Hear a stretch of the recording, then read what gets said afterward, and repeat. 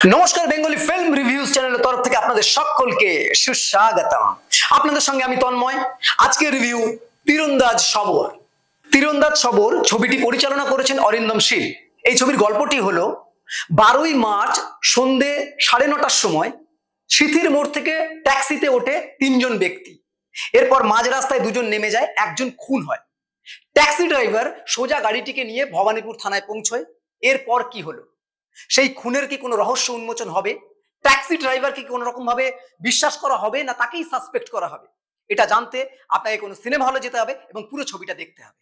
এবার যদি এই ছবির অ্যাক্টিং এর পোর্শনে চলে আসি, সেখানে দেখা যাবে, দেখুন যারা যারা কিন্তু এই ছবির 3টে পার্ট আরো দেখে ফেলেছেন তারা অবশ্যই জানেন যে পুরো ছবি জুড়ে কিন্তু একটা সাটল অ্যাক্টিং এর জায়গা রয়েছে।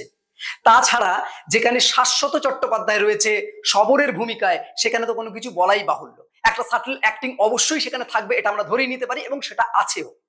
পুরো 3টে যে সিরিজ আছে, মানে সবরের যে 3টে সিরিজ, এই সিরিজে কিন্তু আমরা শাশ্বতকে যেভাবে পাই সেখানে কিন্তু একজন স্ট্রিক্ট পার্সোনালিটি হিসেবে তাকে দেখতে পাই, কিন্তু এই ছবিতে তার মধ্যে কিন্তু একটু হিউম্যানিটিজ কিন্তু যোগ করা হয়েছে।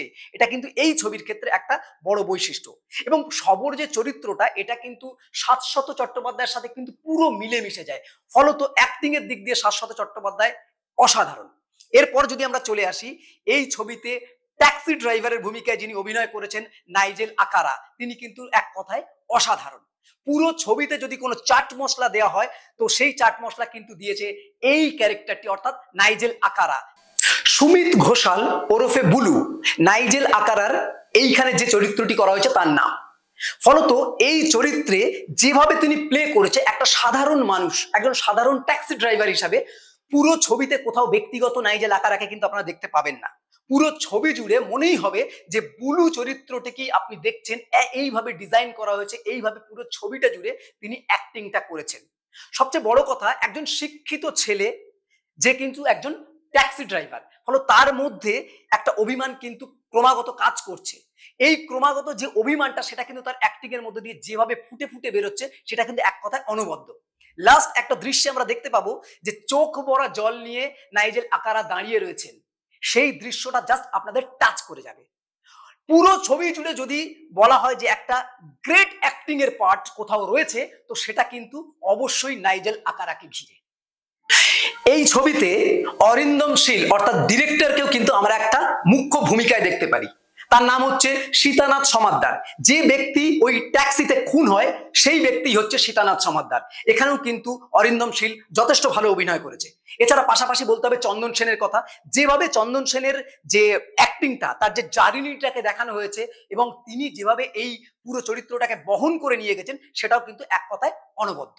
এছাড়া এই ছবিতে দেবলীনা কুমার, দেবযানী দেবী, রংমারি যেরকম অভিনয় করেছে, পুরো ছবিটি এগিয়ে নিয়ে যেতে কিন্তু এরাও, মানে এদের ভূমিকাও কিন্তু অনবদ্য। এবার যদি এই ছবির কিছু পজিটিভ পয়েন্টে চলে আসে, সেখানে দেখা যাবে যে প্রথম পজিটিভ পয়েন্ট হলো এই ছবির কিন্তু মোড়ে মোড়ে যে টুইস্ট রাখা হয়েছে, যে লেয়ার রাখা হয়েছে, প্রচুর লেয়ার রয়েছে এই ছবিটির মধ্যে। প্রত্যেক মোড়ে মোড়ে কিন্তু অডিয়েন্স একটা করে টুইস্টকে ফেস করবে এবং পুরো থ্রু আউট সিনেমা জুড়ে এই যে টুইস্ট গুলো দর্শককে কিন্তু ক্রমাগত এঙ্গেজ করে রাখবে। এরপর দ্বিতীয় নম্বর পজিটিভ পয়েন্ট যদি বলতে চাই, দেখুন প্রত্যেকটা ডিটেকটিভ গল্পে একটা ক্যালকুলেশন থাকে, আগেই বলা হয়েছে। তো সেক্ষেত্রে প্রত্যেকটা ক্যালকুলেশন এরকম ভাবে মেনটেন করতে হয় যে কতটা তথ্য আমি ফাঁস করব প্রথমে, কতটা ক্লাইম্যাক্সের জন্য আমি বাঁচিয়ে রাখবো।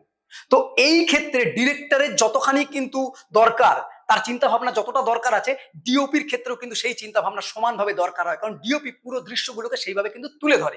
তো এক্ষেত্রে ডিওপি যেভাবে প্রত্যেকটা সিনকে তুলে ধরেছে, সেক্ষেত্রে কিন্তু ডিওপির জন্য একটা কুর্নিশ অবশ্যই জানাতে হয়। এবং অবশ্যই বলতে হয় এর ব্যাকগ্রাউন্ড মিউজিকের কথা। বিক্রম ঘোষ যেভাবে ওভারঅল সিনেমা জুড়ে ব্যাকগ্রাউন্ড মিউজিকটাকে ডিজাইন করেছে, সেটা কিন্তু অসাধারণ হয়েছে। মানে আপনারা যদি চোখ বন্ধ করে থাকেন তাহলে কিন্তু ছবিটা বুঝতে পারবেন থ্রু দ্য মিউজিক। ফলে মিউজিকটা কিন্তু খুব সুন্দর করে ডিজাইন করা হয়েছে এবং বিক্রম ঘোষ অবশ্যই অসাধারণ এই ক্ষেত্রে। এবং অবশ্যই শেষে একটা কথা বলতে হয়, সেটা হচ্ছে অ্যাক্টিং। প্রত্যেকের অ্যাক্টিংই কিন্তু এখানে অনবদ্য। এবার যদি এই ছবির কিছু নেগেটিভ পয়েন্টে আসি, সেখানে দেখা যাবে যে এই ছবিতে একটি চরিত্র যে পাইলটের ভূমিকায় অভিনয় করেছে এবং দেবযানী দেবীর সঙ্গে তার একটা অবৈধ কেমিস্ট্রি রয়েছে, সেই কেমিস্ট্রিটা যেন কোথাও আমাদের ছুঁতে পারে না। এবং দ্বিতীয়ত হচ্ছে পুরো ছবি জুড়ে যেভাবে একের পর এক প্রত্যেকটা মোড়ে গিয়ে যেভাবে টুইস্ট গুলো রয়েছে, তো আমরা স্বভাবতই আশা করব যে এর যে ক্লাইম্যাক্স সেটা অনেকটা ধামাকা কিছু হবে, কিন্তু আমরা গিয়ে সেরকম একটা বড় মানে খুব বৃহৎ কোনো ধামাকা আমরা পাই না। তো এটা হচ্ছে এই ছবির একটা কিন্তু বড় নেগেটিভ পয়েন্ট। বাদ বাকি ছবিটি কিন্তু অসাধারণ, প্রত্যেকে আপনারা কিন্তু সপরিবারে গিয়ে এটাকে দেখতেই পারেন ছবিটা। তো এরকম আরো অনেক রিভিউ জানতে বেঙ্গলি ফিল্ম রিভিউজ অবশ্যই দেখতে থাকুন। আপনাদের গুরুত্বপূর্ণ মতামত আমাদের কমেন্ট বক্সে অবশ্যই জানান। বেঙ্গলি ফিল্ম রিভিউজ সোশ্যাল মিডিয়াতে সব জায়গায় অ্যাভেলেবেল আছে, আপনারা সেখানে আমাদের অবশ্যই ফলো করতে পারেন। বাংলা সিনেমাকে এগিয়ে রাখুন, বাংলা সিনেমার পাশে থাকুন। Thanks for watching.